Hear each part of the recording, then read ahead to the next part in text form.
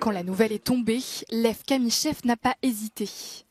À l'annonce de la mobilisation partielle, il a fui la Russie pour la Turquie. J'avais peur, j'étais dévasté, j'ai laissé tout ce que j'avais. Je suis vide à l'intérieur. Le voyage vers Istanbul a duré près de 26 heures. Lev a d'abord traversé le Kazakhstan par la route, par peur d'avoir à affronter les autorités russes à l'aéroport. Je voulais juste sauver ma vie. Bien sûr, je ne pense pas que ce soit juste. Je pense que mon gouvernement ne m'a pas laissé le choix.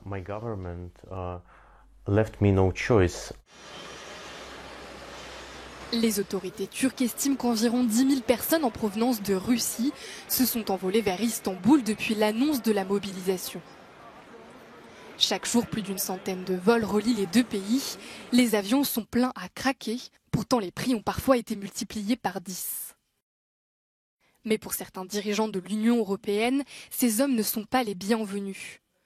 Dans un tweet, le ministre lituanien des Affaires étrangères a déclaré que son pays n'accorderait pas l'asile à des personnes qui, selon lui, ne font que fuir leurs responsabilités.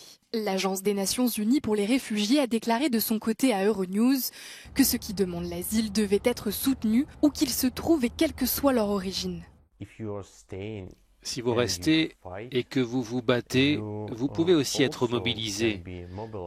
Vous pouvez être tué dans un service de police. Lev espère obtenir l'asile en Allemagne. Contacté par Euronews, le gouvernement allemand ne s'est pas exprimé sur l'octroi de l'asile aux hommes fuyant la Russie. Nous nous sommes entretenus avec un autre homme russe qui s'est réfugié en Turquie la semaine dernière. Il dit être opposé à la guerre et être parti de peur de se retrouver contraint à se battre. Il a refusé que nous diffusions son interview, même en cachant son identité. Quant à Lev, il dit vouloir rentrer en Russie après la guerre.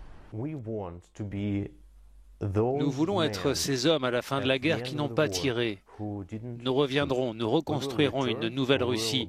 Nous aiderons à reconstruire l'Ukraine.